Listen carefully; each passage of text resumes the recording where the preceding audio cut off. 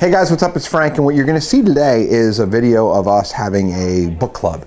And what we're doing as a management team is we're trying to advance, we're trying to get better. In the old days, it used to just be me. We're way past that now. So we have a bunch of people in the business who are working, and what we're talking about is how do we multiply, how do we grow, how do we get better. So take a look. So chapter 4 mainly focused on the difference between challengers and know-it-alls. Obviously, this was a core concept of the chapter. So basically, challengers are people that motivate people to kind of push past what the norm status quo is, and know-it-alls kind of just depend on their own individual intellect, maybe a small group of high-level executives. Our beliefs control our thoughts control our behavior. What happens if you are a type of leader that doesn't value the feedback from your team, wanting to understand things? I think a lot of times I've worked in organizations where we're just doing this because it's the way we've been doing things. And no one comes in and says, well, why do we do these things? Summarize these things. The best leaders ask questions. There's bad, good, great. You can take a look at them for yourself. So with that said, those are sort of some ideas and concepts that I pulled away. What are some things that maybe you saw there that struck you in a different way, or maybe some things that you wrote down in your notepad? So two things. First, great job. That's very detailed. That's really, really good. Constructive feedback, I would say do chapter by chapter, because 2 chapters is a lot. Let's dive into this a little bit. That was 1 chapter. That was just 1? Yeah. I felt like 2. Okay. All right, I take it back. You really did that.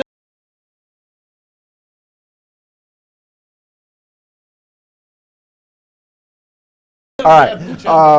Okay. So, all right. Very thorough. I didn't want you to think I skipped over. Clearly. Does anyone think that there is a particular theme to talk about in chapter 4? If there was a theme or the most important debate, what is it? Good. Okay. The thing that you had on your last slide, and I've heard it different places as well, is getting the buy-in. Like, if you're going to push your team, you want them to have the buy-in and believe in it as well. And if they're not bought in or they don't understand it, you're not going to have anybody to push your initiative because they think it's stupid. And that kind of goes in. Go ahead. I was just gonna say. I mean, it's the way it's how you get to that Mission Impossible. Yeah. Not just saying all right, I've come up with this crazy goal. We're going to do $1 a share, and we're at 69 cents right now. But saying if we were to get to $1 a share, how do you think we could do that? Ultimately, the buy-in came from everyone talking about it instead of Frank just saying, go out there and do $1,250,000 a quarter. What you're basically both saying is the know-it-all approach versus the challenger approach, right? The know-it-all is just do it because I say so. Yeah. Which doesn't really work, and then the challenger approach is more build a challenge and be collaborative. Yeah. So what I think is unique about this is I think there's parts of our business where we can be challengers, and I think there's parts of our business where we need to be know-it-alls. But I think the goal is to get to a point where you can become a challenger. It's kind of a process. Everything in my life goes back to parenting. You're a know-it-all until the kid is no longer in need of it, right? My youngest son now walks. He doesn't need me to hold his hand, but I needed to hold his hand for a longer period of time because he couldn't walk on his own. So I was a know-it-all. Now I can challenge him where I see him walking and I can move backwards.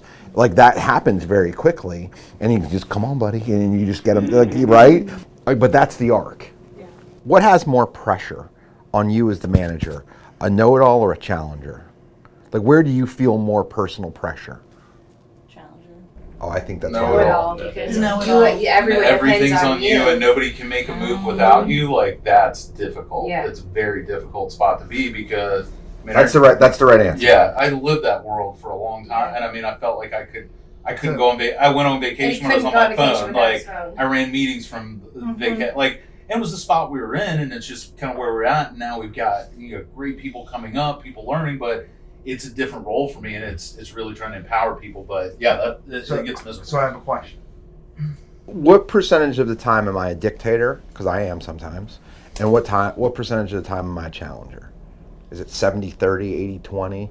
I don't think it's 50-50. No, that's if you ask, my first initial thought would be 75% challenger, 25% dictator. Yep, And I think that's where you kind of have to be. And watch me, and you're goddamn right. Like, I'm not going to apologize about that. But how many times do I grab 4 of you and pull you in? Yeah. All the time. All the time. Like, Ian and I did a podcast this week, and one of the things we talked about was the hardest parts of our careers. They were also the most rewarding. We were working the hardest. We were doing all kinds of crazy shit. And I love, like, those are the moments you're like, those are the best. You don't think I didn't sleep. You think, holy shit, what did I accomplish? Everybody wants that, and that's what the Challenger does. That was the pole vault example, and then how we're doing it. And here's a great example of this manifesting. I was going to do something with the construction team, and Carla goes like this morning. Why don't you give them a goal? I'm like, yeah, exactly. I was going to miss it. I was going to just dictate. But she's like, why don't you give them something to chase? So those are the things that we can put in place. And the thing we talked about with like doing a lunch with them or whatever, like that's the challenge.